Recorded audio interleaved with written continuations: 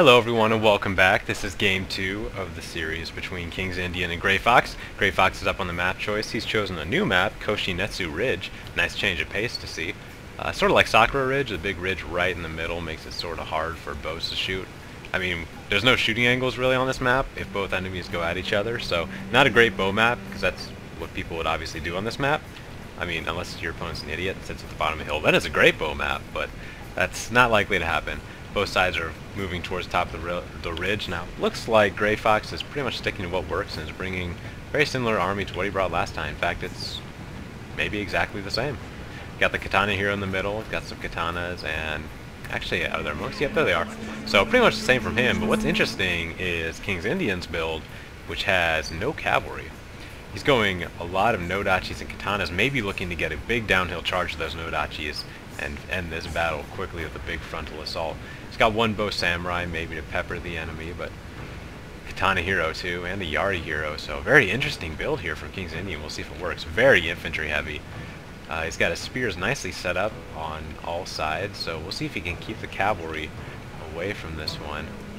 No use in getting the bow dojo there on the far west, so we'll probably see nobody go for it. There's only one bow on the map, period, and that's KingsIndian's bow samurai.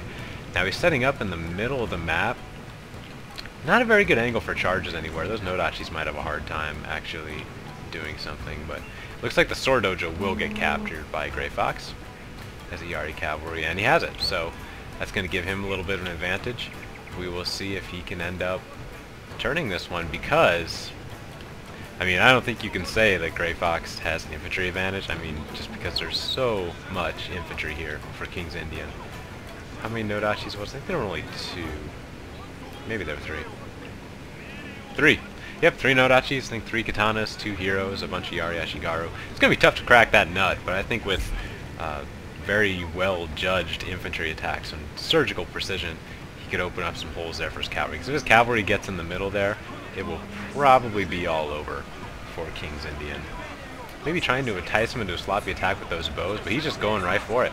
We'll see if the nodachis end up getting off a good charge. They're up here in the middle. Again, those yari ashigaru in the front are really going to hurt the charge, so maybe not going to be as good as he wants it to be, or really needs it to be. Katana hero and the yari hero are going first, maybe just to get a bunch of kills and wear out the enemy force. Not a bad strategy, I guess, but he's really going to have to worry about this cavalry. Cavalry's trying to maybe get him out of position and pulling back. This one isn't though. This one's going straight forward, maybe trying to route the yari ashigaru as soon as possible to open up a hole right in the middle to bring the cavalry through. That could definitely work. Looks like KingsIndian's in a stand-up fight here. Knowing he's going to be defensive, brought a pretty defensive build, but this nodachis maybe are going to get a bonsai off. Doesn't look like we got a very good one off. Those katana samurai down to about 50 men, so looks like it is going to work quite well. Does manage to get the big charge off. But here comes the cavalry in from the sides. They are going to get stopped though by this yari samurai. So no real cavalry attack there, and the infantry is just totally wavering here for Gray Fox. Got a stand-up fight general right there in the front, but ooh, they're going to get hit by katana samurai here. If he gets the general, this will definitely be all over. Trying for a the surgical strike on the cavalry gets stopped a little bit, so it's going to ruin the charge, but he still will be able to do some damage here. Let's see where he decides to go. Right into the infantry. Good choice. General's too protected right now. He's just got to end up... I mean, he's got to turn this infantry battle, so best way to do that is cavalry charge from the rear. Hitting all sides here. I don't think he's going to break this, though. His frontline infantry is just too far gone. But we do have wavering over here on KingsIndian's left. Down to 30 men in this nodachi. Not going to break, though. Maybe should put off the war cry. Have not seen a war cry yet. Maybe his monks are gone. Are they even on the field anymore? I don't see them. That would be unfortunate because a big war cry here could really change things. Yeah, the nodachi is gone though. There's only a yari ashigaru left on this side. I'd hold him down with that ashigaru and try and move in with these other troops, but it's going to be a little hasty on that attack. It's not going to get good positioning to hit the troops in the rear. General's down to 9 men. A second cavalry charge is coming in, but he just, his infantry is just not going to last long enough. If his infantry could have held out a little longer, this attack probably would have worked, but his whole left side is just collapsed here. KingsIndian's right will be able to just collapse in on the middle. It looks like KingsIndian's going to take it, even up the series 1-1, but his units are still standing. Katana hero is still in green morale with 11 men. He's going up against a Nodachi and probably a bunch of other forces too. But we have mass wavering, so there's going to be a mass rout here in a matter of seconds. There they go. Bam, bam, bam. And all it's going to be gone. Doesn't crack the defense there. So it looks like KingsIndian has even this one up. It's 1-1. See you back on the main menu.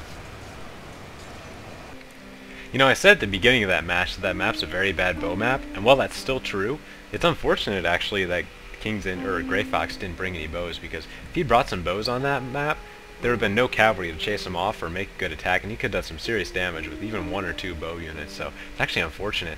It's also unfortunate he brought so much Yari Ashigaru when there were no cavalry for him to stop, so if he could have invested those into Katana Samurai, would have given his line just long enough for his cavalry to come in and finish that battle off, because he could have turned it there at the end, but it just wasn't enough. Too much infantry. Pretty wise build actually going on that map if you know you're getting attacked by KingsIndian, so good job there. Nodachis didn't get off a good charge they could have, and he could have obliterated that line sooner. There's been no way that Gray Fox could have pulled it off. I think given the 2 builds, I think Gray Fox did a very good job on that map, but it was a build win there for KingsIndian in a lot of ways, because not having enough infantry to stand a fight like that, there just wasn't enough time for the cavalry to get in.